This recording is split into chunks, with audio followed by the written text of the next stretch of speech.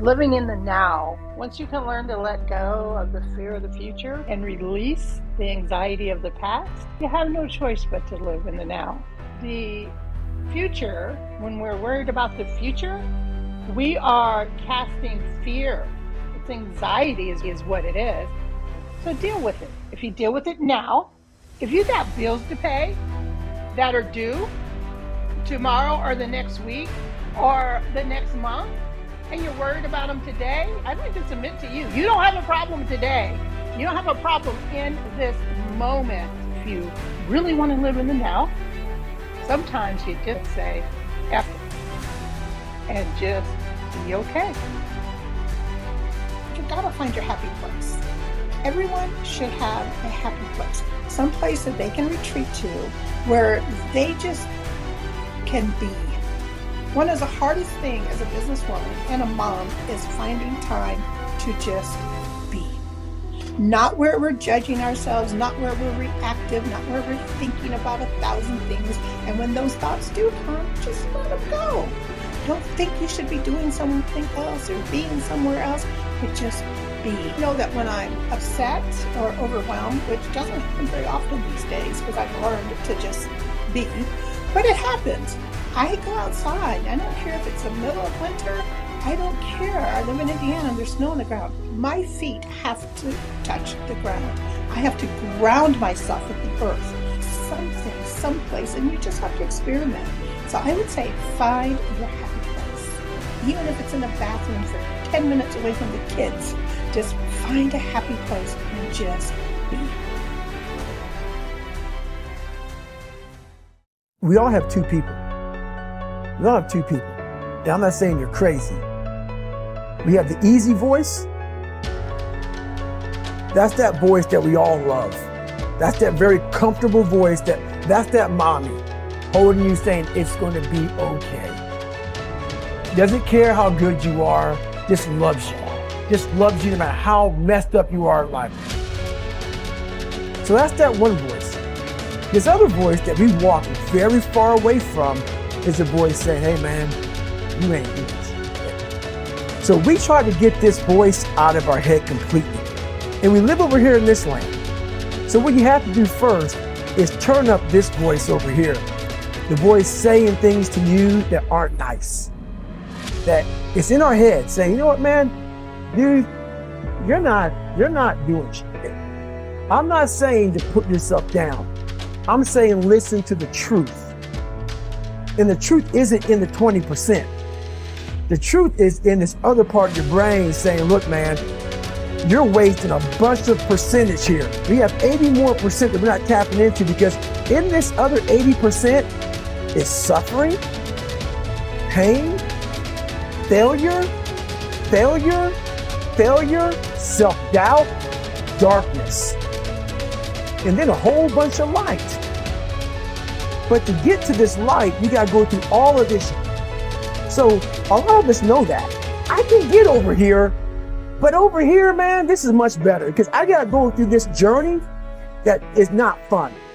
This from 20 to 100%, this shit in between is not fun. So we decide to live over here. So everybody goes, how do you do that? You know exactly how to feel. You know exactly, it's not a magic trick.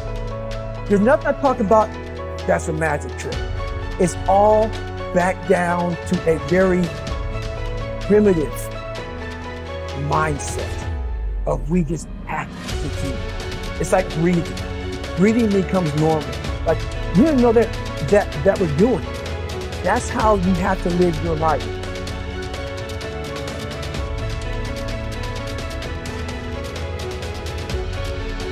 When that alarm clock goes off at 4 or 5 in the morning, your mind says no. You just say, this is what we do. It's what we do now. Because to get to where you want to go, the amount of pain involved, I'm not saying physical, I'm not saying you got to break yourself off. The amount of mental pain of how many times you're going to have to do something that you don't want to do to get to where you want to go. When I was 297 pounds and I was fat as hell trying to be a Navy SEAL, the scariest thing in the world to me, even to this day, was that could have been the rest of my life. I thought then I was trying hard. That's the scariest thing in the world. I thought then, 297 pounds, working for Ecolab, spraying for cockroaches, making $1,000 a month. I thought that was me at my 100% potential. Come to find out, a few years later, I wasn't anywhere near that. 106 pounds less, graduated Navy SEAL training, went on to do all these other things. Looking back on that, that was me trying hard. That's why people gotta understand, what is in us, we have no idea until we start trying hard. And I mean really trying hard, where you're obsessed with, hey, this is my new norm. My new norm is that, wow, this isn't always fun. It's not always meant to be fun. And that's when you know you're trying hard. Is that, and so people listening to us that maybe are at 20% or 30%, you know, about, yeah, I'm going hard, I'm going max, and yet they're not seeing the results. Like, how do they actually shoot themselves out of that? We're all in a battle with our own brain. That's life. That's all life is. It's the most powerful thing in the world, is your own brain. It can work for you or against you. And as opposed to focusing on all those bad things that happened, all the things you didn't have, the people that called you names, all the stuff when you're doing at the end, and you start thinking, wait a second, I just visualize this. Now I can take it next level. The visualization got you through to it. It did. And I was able to visualize the end. So when I was 297, and I was all fat and out of shape, and I couldn't run a quarter mile, and I was drinking milkshakes and eating boxes of donuts, I visualized, man, how would it feel? For a brief moment, so there were 22 guys that graduated. I watched this segment on TV about these guys going through Navy SEAL training. And I couldn't even, I wasn't a great swimmer, I was afraid of the water, all this crap, man.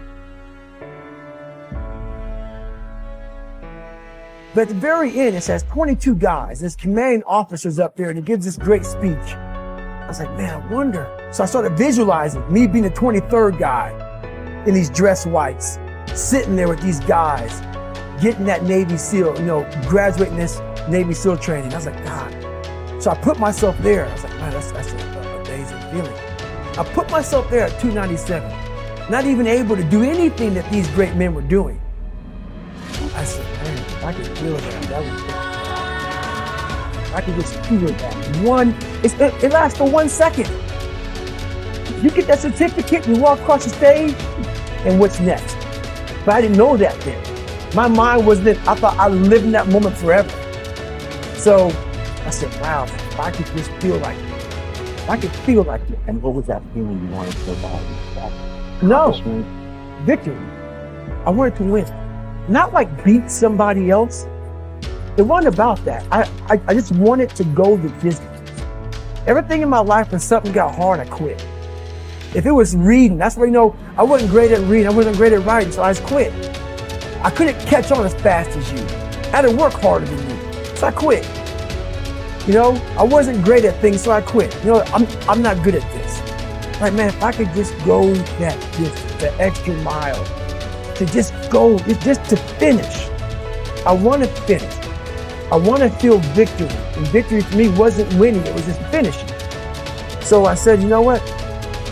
If I could feel like these guys feel, it would change my life. But what I realized, the best feeling I had was when I was by myself trying to lose this weight. I had to lose it in literally less than 3 months. 106 pounds in less than 3 months. And literally, I started feeling victory just by putting myself in the battle. It wasn't about going to Navy SEAL training. It wasn't about being the 23rd guy in that chair. I started realizing, man, just by going to war with myself every day and putting these challenges and these goals and these obstacles, these insurmountable obstacles.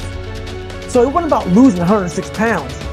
Me losing 5 pounds was an accomplishment. Me losing 10 pounds and then 50 pounds. And then the more I did this, the more I gained confidence. And then the more I gained confidence, the more I realized these guys can't do what I'm doing right now. I had no coach, had no trainer, had no money. I didn't know how to lose weight. I had no knowledge of what I was doing. I was just working. I was just sacrificing. And then through that, all these different tools start coming up. But I would have never found these tools if I didn't put myself in a very uncomfortable place. We all look for toughness. We all want it, but we look for it in a comfortable environment. You will not find toughness in a comfortable environment. Those of you who are listening to this, whoever hear this, you will not find it.